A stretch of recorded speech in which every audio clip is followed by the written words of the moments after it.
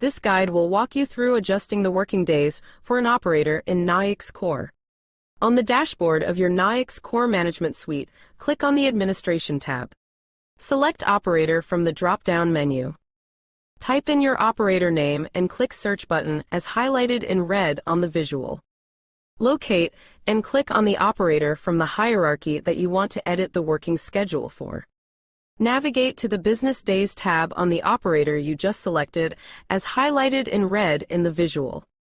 Click on Override Configuration tab as highlighted and click on Checkbox to enable as highlighted in red. Edit the working days definition box according to your business needs. For example, the Add button lets you set multiple different hours within the same day. Please make sure to tick the box next to the days of the week for your changes to take effect. Click the Save button to save your progress. Thanks for watching.